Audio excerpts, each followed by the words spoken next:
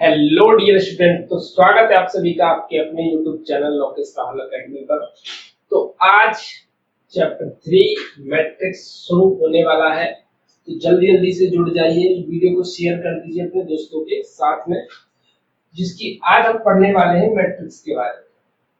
अभी तक हम यानी मैट्रिक्स के ऊपर मैं पूरा डिटेल्स खोल के बताऊंगा, ठीक है। आज हम एक्सरसाइज वगैरह नहीं पढ़ेंगे, लेकिन ये जो वीडियो है आपके लिए मोस्ट यानी 1000% जितनी परसेंट कहूँ उतनी सबसे ज्यादा परसेंट जरूरी है आपको समझने के लिए। इसके सर मैट्रिक्स क्या होता है, तो देखिए फॉर्मेशन जो होती है नॉर्मल मैट्रिक्स की, जल्दी से आप कॉपी निकाल लीजिए और देखिए वीडियो को अच्छी तरीके से। मैट्रिक्स की फॉर्मेशन कुछ इस तरीके की होती है, जिसके अंदर हम कुछ एलिमेंट्स को यानी कुछ नंबर्स को लेते हैं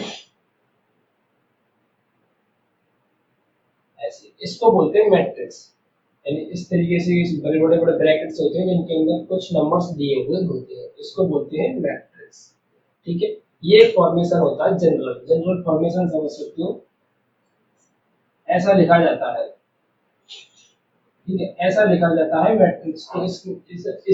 इसे कुछ हमारे पास नंबर्स हैं, उनको एक ब्रैकेट के अंदर इस तरीके से बनाया जाएगा, ठीक है।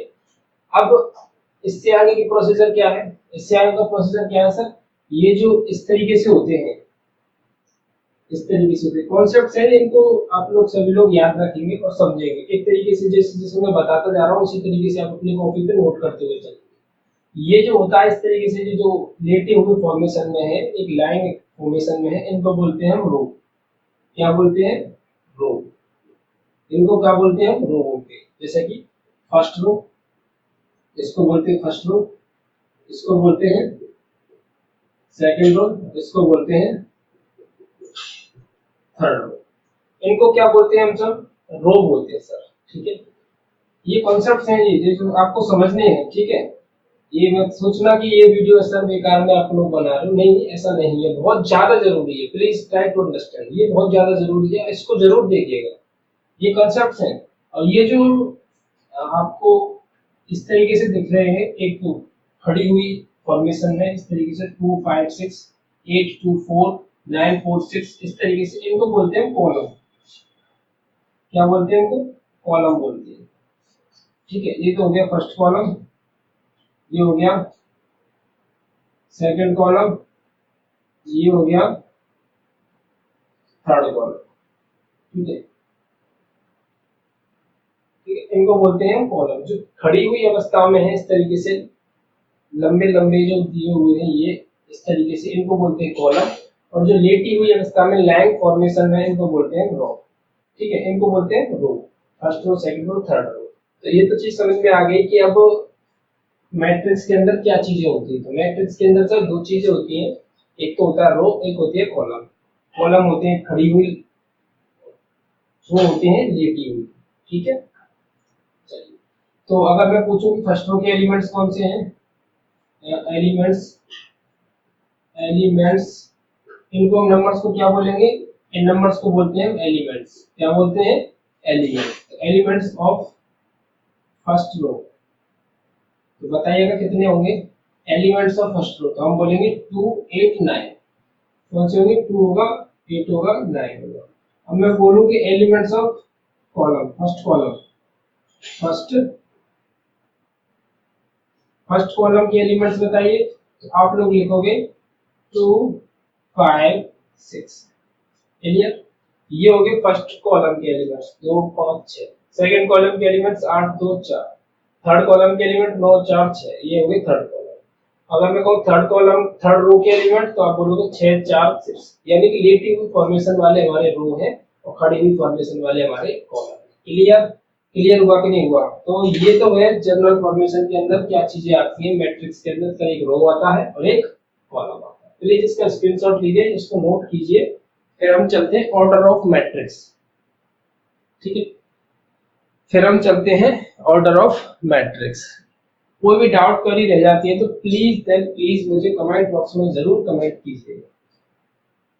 अब हम पढ़ेंगे ऑर्डर। ऑर्डर के बारे में पढ़ेंगे। सर ऑर्डर क्या चीज होता है, चलिए समझते हैं। पे अटेंशन हो जाइए थोड़ी देर के लिए, बहुत अच्छी चीजें क्लियर करने की कोशिश कर रहा हूँ मैं। Sorry, order of matrix. Sir order क्या होता है? ऑर्डर मतलब ये किस फॉर्मेशन में बनाया गया है उस तरीके को बताइए, उसको हम बोलते हैं ऑर्डर। यानी कि ये जो, जिसे मैं इसको बताता हूँ क्या होता है ऑर्डर की। जैसे मैंने लिखी कुछ एलिमेंट्स, तो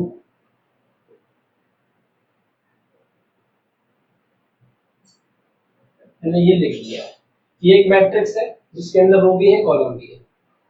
तो ऑर्डर क्या होता है? ऑर्डर होता है, order of matrix is equal to, मैं यहाँ लिख देता हूँ, रो इनटू कॉलम। इसको बोलते हैं ऑर्डर। जितनी रो है इनटू कॉलम है उनको हम ऑर्डर की फॉर्मेशन में लेते हैं। जैसे कि इसके अंदर कितने रो है, 1 2 3, तो इसको मैं लिखूंगा 3 क्रॉस 1 2 3 4।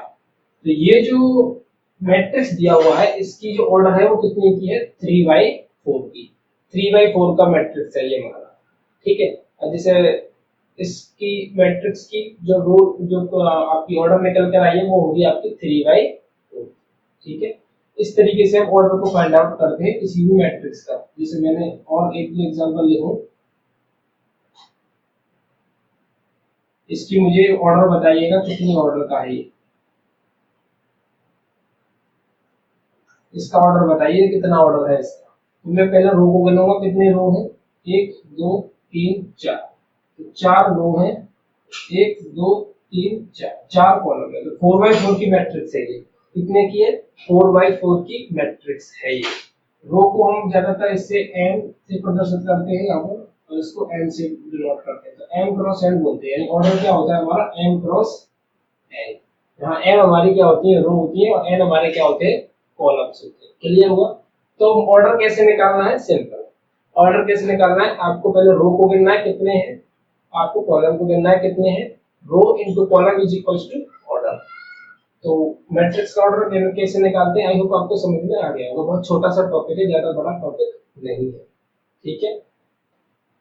तो ये तो हुई बात हमारी ऑर्डर। प्लीज इसका स्क्रीनशॉट लीजिए, फिर बात करते हैं नेक्स्ट टॉपिक के ऊपर।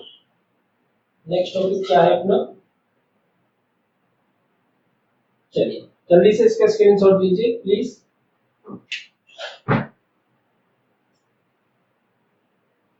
चलिए अब मैं बात करूंगा पोजीशन ऑफ एलिमेंट। ये बहुत अच्छा कॉन्सेप्ट है, बुक के अंदर नहीं दिया हुआ है आपके, जैसे कि क्वेश्चंस कुछ दिए हुए हैं, इस वजह से मैं इसको बता रहा हूं। मोस्ट इंपोर्टेंट टॉपिक है position of matrix. Position of matrix sir क्या होता है, इसको डिस्कस करते हैं। सॉरी, पोजीशन ऑफ मैट्रिक्स नहीं, position of elements in matrix. Position of elements in matrix, ये चीज है।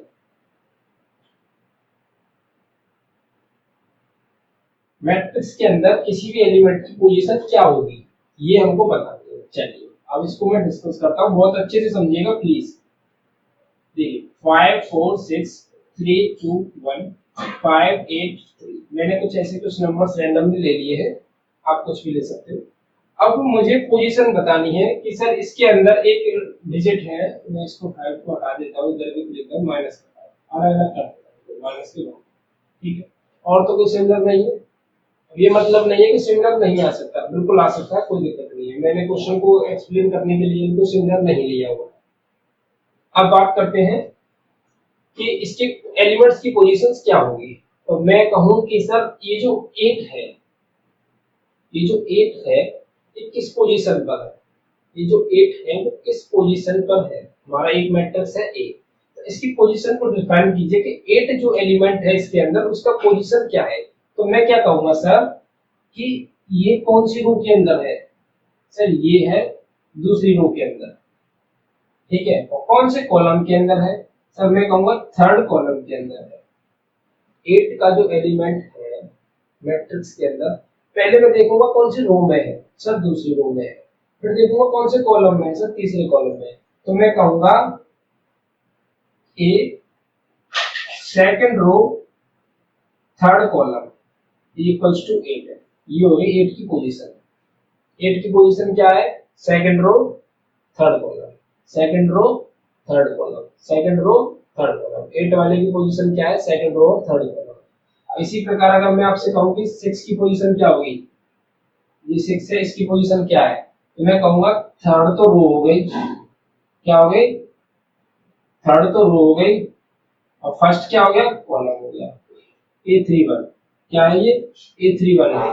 A31 बराबर कितना है, 6 है। आई होप आपको समझ में आ गया कि इसकी पोजीशन कैसे फाइंड आउट करते हैं, कैसे निकालते हैं कि इसका पोजीशन क्या है।